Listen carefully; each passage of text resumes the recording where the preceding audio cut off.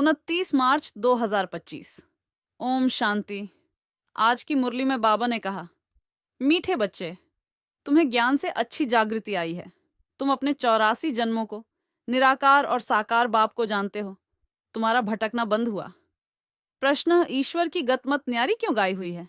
उत्तर 1, क्योंकि वह ऐसी मत देते हैं जिससे तुम ब्राह्मण सबसे न्यारे बन जाते हो। तुम सबकी एक मत हो जाती है। 2, ईश्वरी है जो सबकी सदगति करते हैं। पुजारी से पूज्य बनाते हैं, इसलिए उनकी गत मत न्यारी है, जिसे तुम बच्चों के सिवाय कोई समझ नहीं सकता। ओम शांति। तुम बच्चे जानते हो, बच्चों की अगर तबीयत ठीक नहीं होगी तो बाप कहेंगे भल यहाँ सो जाओ। इसमें कोई हर्जा नहीं, क्योंकि सिकीलधे बच्चे हैं, अर्थात 5000 वर्ष बाद फिर से आकर मिले हैं। किसको मिले हैं? बेहद के बाप को। यह भी तुम बच्चे जानते हो, जिनको निश्चय है बरोबर हम बेहद के बाप से मिले हैं, क्योंकि बाप होता ही है, एक हद का और दूसरा बेहद का। दुख खीख में सब बेहद के बाप को याद करते हैं। सतयुग में एक ही लौकिक बाप को याद करते हैं, क्योंकि वहां है ही सुखधाम। लौकिक बाप उसको कहा जाता है जो इस लोक में जन्म देता है। पारलौकिक बाप तो एक ही बार आकर तुमको अपना बनाते हैं। तुम रहने वाले भी बाप के साथ अमर लोक में हो, जिसको परलोक परम धाम कहा जाता है। वह है परे ते परे धाम। स्वर्ग को परे ते परे नहीं कहेंगे। स्वर्ग नर्क यहाँ ही होता है। नई दुनिया को स्वर्ग, पुरानी दुनिया को नर्क कहा जाता है। अभी है पतित दुनिया, पुकारते भी हैं, हे पतित पावन आओ। सतयुग में ऐसे नहीं कहेंगे। जब से रावण राज्य होता है तब पतित बनते हैं, उनको कहेंगे 5 विकारों का राज्य। सतयुग में है ही निर्विकारी राज्य। भारत की कितनी जबरदस्त महिमा है, परंतु विकारी होने के कारण भारत की महिमा को जानते नहीं। भारत संपूर्ण निर्विकारी था जब यह लक्ष्मी नारायण राज्य करते थे। अभी वह राज्य नहीं है। वह राज्य कहाँ गया, ये पत्थर बुद्धियों को मालूम नहीं, और सभी अपने अपने धर्म स्थापक को जानते हैं। एक ही भारतवासी हैं जो न अपने धर्म को जानते, न धर्म स्थापक को जानते हैं, और धर्म वाले अपने धर्म को तो जानते हैं, परंतु वह फिर कब स्थापन करने आएंगे ये नहीं जानते। सिख लोगों को भी ये पता नहीं है कि हमारा सिख धर्म पहले था नहीं। गुरु नानक ने आकर स्थापन किया तो जरूर फिर सुखधाम में नहीं रहेगा। तभी गुरु नानक आकर फिर स्थापना करेंगे, क्योंकि वर्ल्ड की हिस्ट्री ज्योग्राफी रिपीट होती है ना। क्रिश्चियन धर्म भी नहीं था, फिर स्थापना हुई। पहले नई दुनिया थी, एक धर्म था। सिर्फ तुम भारतवासी ही थे, एक धर्म था। फिर तुम 84 जन्म लेते लेते ये भी भूल गए हो कि हम ही देवता थे। फिर हम ही 84 जन्म लेते हैं, तब बाप कहते हैं तुम अपने जन्मों को नहीं जानते हो, मैं बतलाता हूँ। आधा कल्प राम राज्य था, फिर रावण राज्य हुआ है। पहले है सूर्यवंशी घराना, फिर चंद्रवंशी घराना राम राज्य। सूर्यवंशी लक्ष्मी नारायण के घराने का राज्य था, जो सूर्यवंशी लक्ष्मी नारायण के घराने के थे। 84 जन्म ले, अभी रावण के घराने के बने हैं। आगे पुण्य आत्माओं के घराने के थे, अभी पाप आत्माओं के घराने के बने हैं। 84 जन्म लिए हैं, वे तो 84 लाख कह देते। अब 84 लाख का कौन बैठ विचार करेंगे, इसलिए कोई का विचार चलता ही नहीं। अभी तुमको बाप ने समझाया है, तुम बाप के आगे बैठे हो। निराकार बाप और साकार बाप दोनों ही भारत में नामी ग्रामी हैं। गाते भी हैं, परंतु बाप को जानते नहीं हैं। अज्ञान नींद में सोए पड़े हैं। ज्ञान से जागृति होती है। रोशनी में मनुष्य कभी धक्का नहीं खाते, अंधियारे में धक्के खाते रहते। भारतवासी पूज्य थे, अब पुजारी हैं। लक्ष्मी नारायण पूज्य थे ना, ये किसकी पूजा करेंगे? अपना चित्र बनाए अपनी पूजा तो नहीं करेंगे, ये हो नहीं सकता। तुम बच्चे जानते हो हम ही पूज्य, सो फिर कैसे पुजारी बनते हैं? ये बातें और कोई समझ नहीं सकते, बाप ही समझाते हैं, इसलिए कहते भी हैं ईश्वर की गत मत न्यारी है। अभी तुम बच्चे जानते हो बाबा ने हमारी सारी दुनिया से गत मत न्यारी कर दी है। सारी दुनिया में अनेक मत मतांतर हैं, यहाँ तुम ब्राह्मणों की है एक मत, ईश्वर की मत और गत। गत अर्थात सदगति। सदगति दाता एक ही बाप है। गाते भी हैं सर्व का सदगति दाता राम, परंतु समझते नहीं कि राम किसको कहा जाता है। कहेंगे जिधर देखो राम ही राम रहता है, इसको कहा जाता है अज्ञान अंधियारा। अंधियारे में है दुख, सोझरे में है सुख। अंधियारे में ही पुकारते हैं ना, बंदगी करना माना बाप को बुलाना, भीख मांगते हैं ना, देवताओं के मंदिर में जाकर भीख मांगना हुआ ना। सतयुग में भीख मांगने की दरकार नहीं, भिखारी को इंसॉल्वेंट कहा जाता है। सतयुग में तुम कितने साल्वेंट थे उसको कहा जाता है साल्वेंट। भारत अभी इंसॉल्वेंट है, ये भी कोई समझते नहीं। कल्प की आयु उल्टी सुल्टी लिख देने से मनुष्यों का माथा ही फिर गया है। बाप बहुत प्यार से बैठ समझाते हैं। कल्प पहले भी बच्चों को समझाया था, मुंह पतित पावन बाप को याद करो तो तुम पावन बन जाएंगे। पतित कैसे बने हो, विकारों की खाद पड़ी है। सब मनुष्य झंक खाए हुए हैं, अब वह झंक कैसे निकले। मुझे याद करो, देह अभिमान छोड़ दे ही अभिमानी बनो। अपने को आत्मा समझो, पहले तुम हो आत्मा फिर शरीर लेते हो। आत्मा तो अमर है, शरीर मृत्यु को पाता है। सतयुग को कहा जाता है अमरलोक, कलयुग को कहा जाता है मृत्युलोक। दुनिया में ये कोई भी नहीं जानते कि अमरलोक था फिर मृत्युलोक कैसे बना।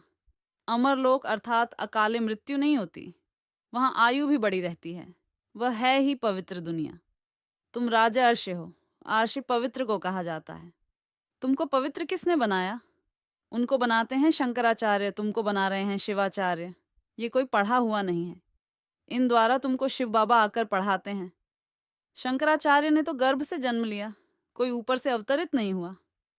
बाप तो इनमें प्रवेश करते हैं, आते हैं जाते हैं, मालिक हैं, जिसमें चाहे उनमें जा सकते हैं। बाबा ने समझाया है कोई का कल्याण करने, अर्थ में प्रवेश कर लेता हूं। आता तो पतित तन में ही हूं ना, बहुतों का कल्याण करता हूं। बच्चों को समझाया है माया भी कम नहीं है। कभी कभी ध्यान में माया प्रवेश कर उल्टा सुल्टा बुलवाती रहती है, इसलिए बच्चों को बहुत संभाल करनी है। क्यों में जब माया प्रवेश कर लेती है तो कहते हैं मैं शिव हूं, फलाना हूं। माया बड़ी शैतान है। समझदार बच्चे अच्छी रीति समझ जाएंगे कि ये किसका प्रवेश है। शरीर तो उनका मुकर्रर ये है ना, फिर दूसरे का हम सुने ही क्यों? अगर सुनते हो तो बाबा से पूछो ये बात राइट है वा नहीं, बाप झट समझा देंगे। कई ब्राह्मणियां भी इन बातों को समझ नहीं सकती कि ये क्या है। कोई में तो ऐसी प्रवेशता होती है जो छमाट भी मार देते, गालियां भी देने लग पड़ते। अब बाप थोड़े ही गाली देंगे। इन बातों को भी कई बच्चे समझ नहीं सकते। फर्स्ट क्लास बच्चे भी कहाँ कहाँ भूल जाते हैं। सब बातें पूछनी चाहिए क्योंकि बहुतों में माया प्रवेश कर लेती है, फिर ध्यान में जाकर क्या क्या बोलते रहते हैं। इसमें भी बड़ा संभालना चाहिए। बाप को पूरा समाचार देना चाहिए। फलाने में मम्मा आती है, फलाने में बाबा आते हैं। इन सब बातों को छोड़ बाप का एक ही फरमान है कि मामेकम याद करो। बाप को और सृष्टि चक्र को याद करो। रचयिता और रचना का सिमरण करने वाले की शक्ल सदैव हर्षित रहेगी। बहुत हैं जिनका सिमरण होता नहीं है। कर्म बंधन बड़ा भारी है। विवेक कहता है जबकि बेहद का बाप मिला है, कहते हैं मुझे याद करो तो फिर क्यों ना हम याद करें। कुछ भी होता है तो बाप से पूछो, बाप समझाएंगे। कर्म भोग तो अभी रहा हुआ है ना, कर्मातीत अवस्था हो जाएगी तो फिर तुम सदैव हर्षित रहेंगे। तब तक कुछ ना कुछ होता है। ये भी जानते हो मिरुआ, मौत मलू का शिकार, विनाश होना है। तुम फरिश्ते बनते हो, बाकी थोड़े दिन इस दुनिया में हो, फिर तुम बच्चों को ये स्थूल वतन भासेगा नहीं, सूक्ष्म वतन और मूल वतन भासेगा। सूक्ष्म वतन वासियों को कहा जाता है फरिश्ते। वो बहुत थोड़ा समय बनते हो जबकि तुम कर्मातीत अवस्था को पाते हो। सूक्ष्म वतन में हड्डी मांस होता नहीं। हड्डी मांस नहीं तो बाकी क्या रहा, सिर्फ सूक्ष्म शरीर होता है। ऐसे नहीं कि निराकार बन जाते हैं, नहीं, सूक्ष्म आकार रहता है। वहां की भाषा मूवी चलती है। आत्मा आवाज से परे है, उसको कहा जाता है सटिल वर्ल्ड। सूक्ष्म आवाज होता है, यहाँ है टाकी, फिर मूवी, फिर है साइलेंस। यहाँ टॉक चलती है, ये ड्रामा का बना बनाया पार्ट है। वहां है साइलेंस, वह मूवी, और ये है टाकी। इन तीन लोगों को भी याद करने वाले कोई विरले होंगे। बाप समझाते हैं बच्चे, सजाओं से छूटने के लिए कम से कम 8 घंटा कर्मयोगी बन कर्म करो, 8 घंटा आराम करो और 8 घंटा बाप को याद करो। इसी प्रैक्टिस से तुम पावन बन जाएंगे। नींद करते हो, वो कोई बाप की याद नहीं है। ऐसे भी कोई ना समझे कि बाबा के तो हम बच्चे हैं ना, फिर याद क्या करें। नहीं, बाप तो कहते हैं मुझे वहां याद करो, अपने को आत्मा समझ मुझे याद करो। जब तक योग बल से तुम पवित्र न बनो, तब तक घर में भी तुम जा नहीं सकते। नहीं तो फिर सजाएं खाकर जाना होगा। सूक्ष्म वतन मूल वतन में भी जाना है, फिर आना है स्वर्ग में। बाबा ने समझाया है, आगे चल, अखबारों में भी पढ़ेगा, अभी तो बहुत टाइम है। इतनी सारी राजधानी स्थापन होती है। South, north, east, west, Bharat का कितना है। अब अखबारों द्वारा ही आवाज निकलेगा। बाप कहते हैं, मुझे याद करो तो तुम्हारे पाप कट जाएंगे। बुलाते भी हैं, हे पतित पावन, लिबरेटर हमको दुख से छुड़ाओ। बच्चे जानते हैं ड्रामा प्लान अनुसार विनाश भी होना है। इस लड़ाई के बाद फिर शांति ही शांति होगी, सुखधाम हो जाएगा, सारी उथल पाथल हो जाएगी। सतयुग में होता ही है एक धर्म, कलयुग में है अनेक धर्म। ये तो कोई भी समझ सकते हैं। सबसे पहले आदि सनातन देवी देवता धर्म था। जब सूर्यवंशी थे तो चंद्रवंशी नहीं थे, फिर चंद्रवंशी होते हैं। पीछे ये देवी देवता धर्म प्राय लोप हो जाता है। पीछे फिर और धर्म वाले आते हैं। वह भी जब तक उनकी संस्था वृद्धि को पाए, तब तक मालूम थोड़े ही पड़ता है। अभी तुम बच्चे सृष्टि के आदि मध्य अंत को जानते हो। तुमसे पूछेंगे सीढ़ी में सिर्फ भारतवासियों को क्यों दिखाया है। बोलो, ये खेल है भारत पर। आधा कल्प है उन्हों का पाठ, बाकी द्वापर कलयुग में अन्य सब धर्म आते हैं। गोले में ये सारी नॉलेज है। गोला तो बड़ा फर्स्ट क्लास है। सतयुग त्रेता में है श्रेष्ठाचारी दुनिया, द्वापर कलयुग है भ्रष्टाचारी दुनिया। अभी तुम संगम पर हो। ये ज्ञान की बातें हैं। ये 4 युगों का चक्र कैसे फिरता है, ये किसको पता नहीं है। सतयुग में इन लक्ष्मी नारायण का राज्य होता है। इन्हों को भी ये थोड़े ही पता रहता कि सतयुग के बाद फिर त्रेता होना है, त्रेता के बाद फिर द्वापर कलयुग आना है। यहां भी मनुष्यों को बिल्कुल पता नहीं। भल कहते हैं, परंतु कैसे चक्र फिरता है ये कोई नहीं जानते, इसलिए बाबा ने समझाया है। सारा गीता पर जोर रखो। सच्ची गीता सुनने से स्वर्गवासी बनते हैं। यहाँ शिव बाबा खुद सुनाते हैं, वहां मनुष्य पढ़ते हैं। गीता भी सबसे पहले तुम पढ़ते हो। भक्ति में भी पहले पहले तो तुम जाते हो ना। शिव के पुजारी पहले तुम बनते हो। तुमको पहले पहले पूजा करनी होती है। अव्यभिचारी एक शिव बाबा की, सोमनाथ मंदिर, और किसकी ताकत थोड़े ही है बनाने की। बोर्ड पर कितने प्रकार की बातें लिख सकते हैं।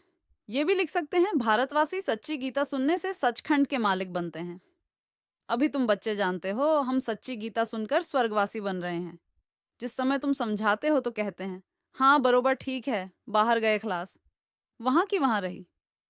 अच्छा, मीठे मीठे सिकी लधे बच्चों, प्रतिमात पिता बाप दादा का याद प्यार और गुड मॉर्निंग।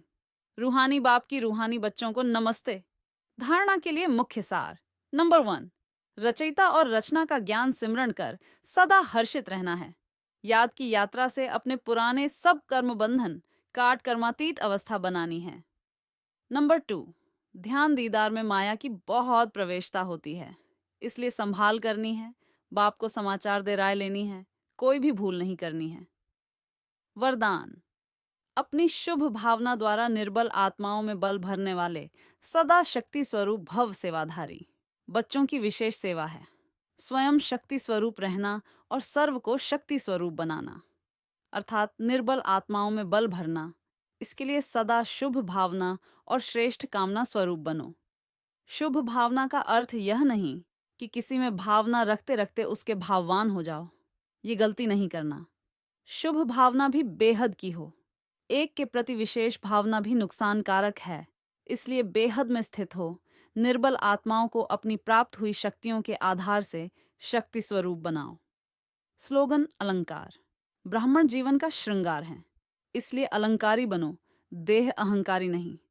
अव्यक्त इशारे सत्यता और सभ्यता रूपी क्लचर को अपनाओ।